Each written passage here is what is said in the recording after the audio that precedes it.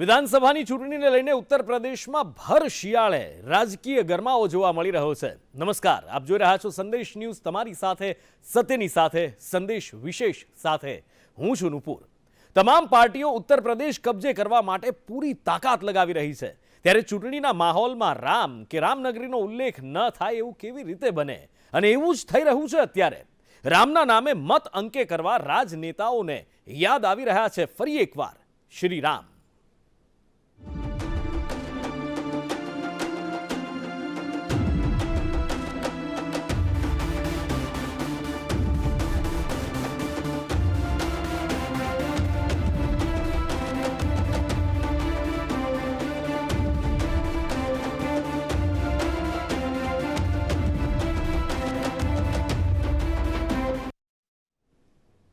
બે 2022ના ઉત્તર પ્રદેશ વિધાનસભા ચૂંટણી રણમાં તમામ પાર્ટીઓ પોતાની તાકાત લગાવી રહી છે।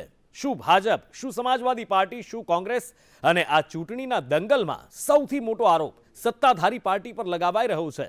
અયોધ્યામાં ચાલી રહ્યો છે જમીન ખરીદીમાં ભ્રષ્ટાચાર। શું છે સમગ્ર વિવાદ અને કેમ ફરી લેવાઈ રહ્યું છે રામનું નામ?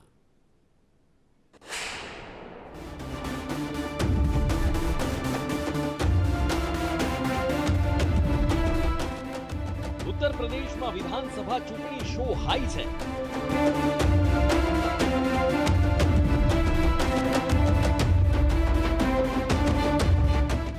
ઉત્તર પ્રદેશ કબજે કરવા રાજકીય દળો યાત્રા પર છે।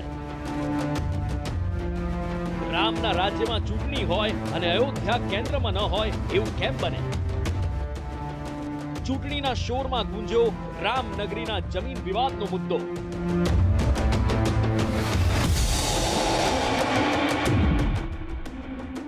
સુપ્રીમ કોર્ટના નિર્ણય બાદ કોંગ્રેસ ઉતરી મેદાને।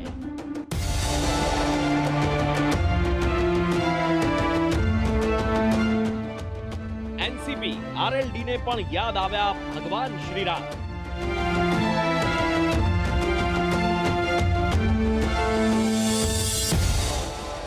ચૂંટણી ટાણે ઉત્તર પ્રદેશમાં ફરી ગુંજ્યું ભગવાન શ્રીરામનું નામ।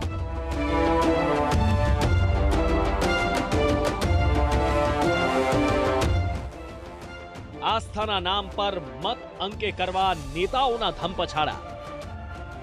ઉત્તર પ્રદેશ વિધાનસભાની ચૂંટણીને લઈને ચૂંટણી પંચે તૈયારીઓ કરી લીધી છે અને આગામી 28 અને 29 ડિસેમ્બરના રોજ તૈયારીઓની સમીક્ષા બાદ ગમે ત્યારે તારીખોનું એલાન થઈ શકે છે।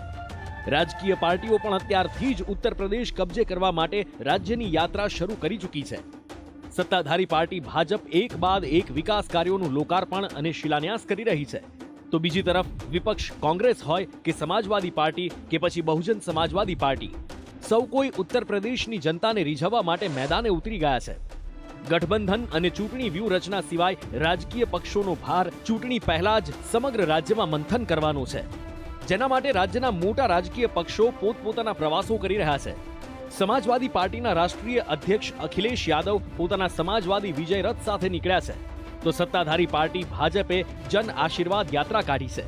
આ તરફ સમાજવાદી પાર્ટીને વિજય રથ યાત્રામાં સત્તા વિરોધી લહેરનો જેટલો ફાયદો મળી રહ્યો છે, એટલો ફાયદો કોંગ્રેસની સંકલ્પ યાત્રા ઉઠાવી શકી નથી।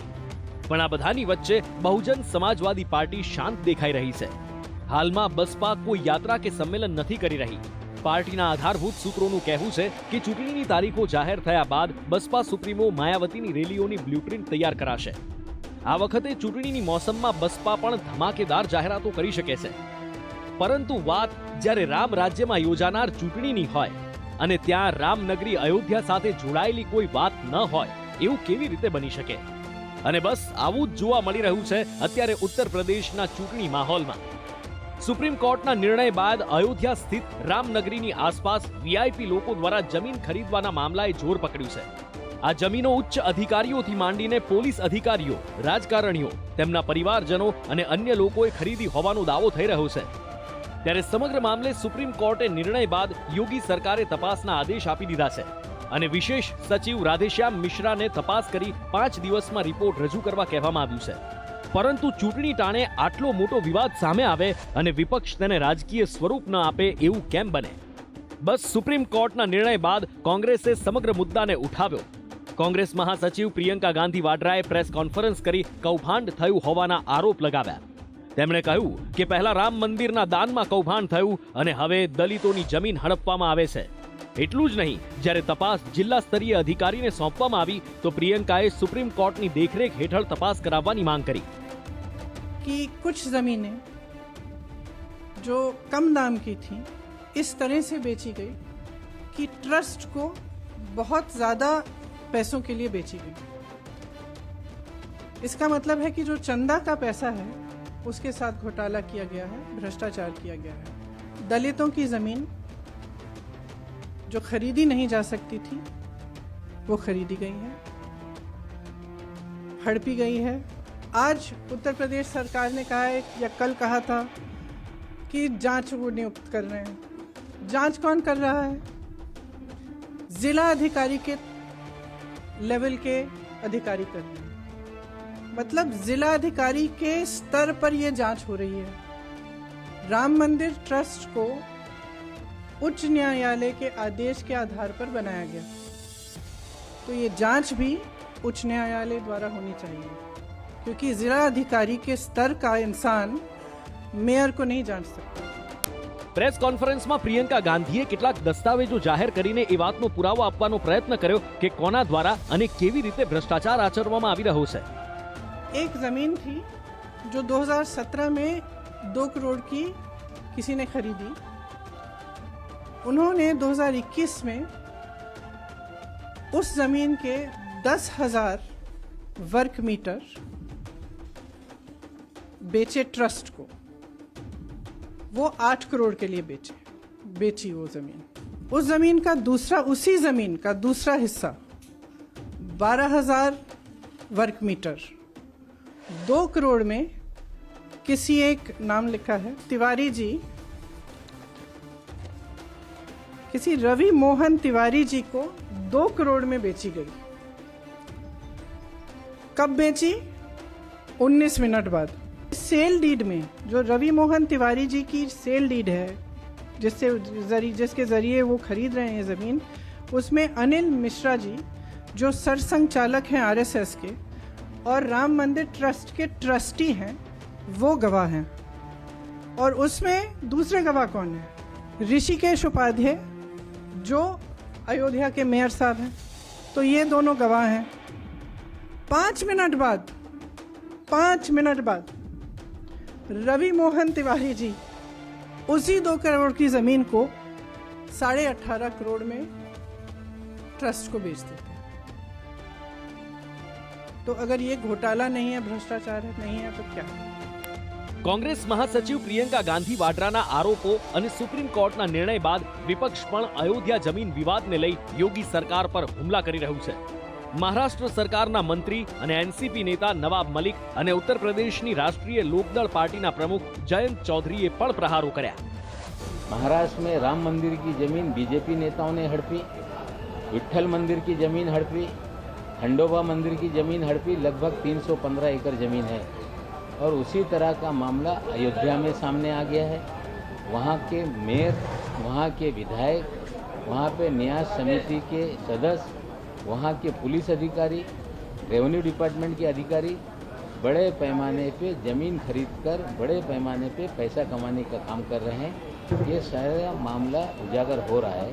हमें लगता है बीजेपी का राम नाम की लूट का खेल अब जनता के सामने आने लगा है. ये अक्सर यही होता है कि साधारण आदमी को तो पता नहीं लगता, जनता को पता भी नहीं लगता. सरकार बंद कमरों में फैसले लेती है जिनसे कोई सरोकार जनता का नहीं होता. और वही अधिकारी जो फैसला लेते हैं, जिनके हाथ में फाइल होती है, जिन्हें पूरी जानकारी होती है, वही लोग जाके ज़मीन में खरीदारी करते हैं, बंदरगाह करते हैं. तो बहुत बड़ा भ्रष्टाचार है. और जब राम मंदिर की आप बात कर रहे हैं और धर्म की बात कर रहे हैं, लोगों की आस्थाओं का सवाल है, यहाँ खिलवाड़ नहीं होना चाहिए. मामला अति गंभीर है और इस मामले की उच्च स्तरीय जांच होनी चाहिए. और हमारी पार्टी तो ये चाहेगी कि माननीय सुप्रीम कोर्ट इसमें दखल दे तो ज़्यादा बेहतर होगा. सेंटर को भी इस मामले में दखल देकर स्टेट गवर्नमेंट को उनको निर्देशित करना चाहिए कि यदि कुछ ऐसा हुआ है तो जो भी कुछ ज़मीन वगैरह उन्होंने खरीद फरोख्त की है तो वो रद्द होनी चाहिए. ત્યારે સમગ્ર વિવાદની જો વાત કરીએ તો ફેબ્રુઆરી 2020માં રચાયેલા શ્રીરામ જન્મભૂમિ તીર્થ ક્ષેત્ર ટ્રસ્ટે અત્યાર સુધીમાં અંદાજે 70 એકર જમીન ખરીદી છે, જે પૈકી કેટલીક જમીનની ખરીદીમાં મોટા પાયે ભ્રષ્ટાચાર થયો હોવાનો ઘટસ્ફોટ એક ન્યૂઝપેપર દ્વારા કરવામાં આવ્યો હતો. આ દાવા મુજબ 9 નવેમ્બર 2019ના રોજ સુપ્રીમ કોર્ટના નિર્ણય બાદ અયોધ્યામાં જમીન ખરીદવાની જાણે રેસ ચાલુ થઈ ગઈ હોય તેવું લાગી રહ્યું છે. અને આ રેસમાં મોટા ભાગના ખરીદારો સ્થાનિક ધારાસભ્યો, મેયર, નોકરિયાતો અને તેમના સંબંધીઓ જ છે. આ લોકોએ રામ મંદિર વિસ્તારના 5 કિલોમીટરના દાયરામાં આવેલી જમીન ખરીદી.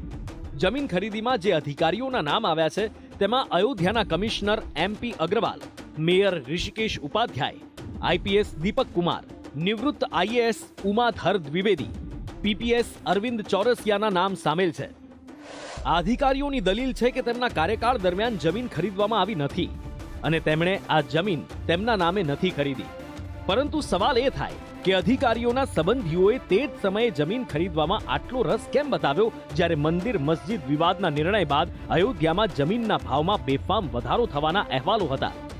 કેટલાક લોકોનું કહેવું છે કે જમીન ખરીદીમાં જે નામ સામે આવ્યા છે એ તો કંઈ નથી, પરંતુ ઘણા અધિકારીઓએ કથિત રીતે નકલી સંબંધીઓના નામે પણ જમીન ખરીદી છે.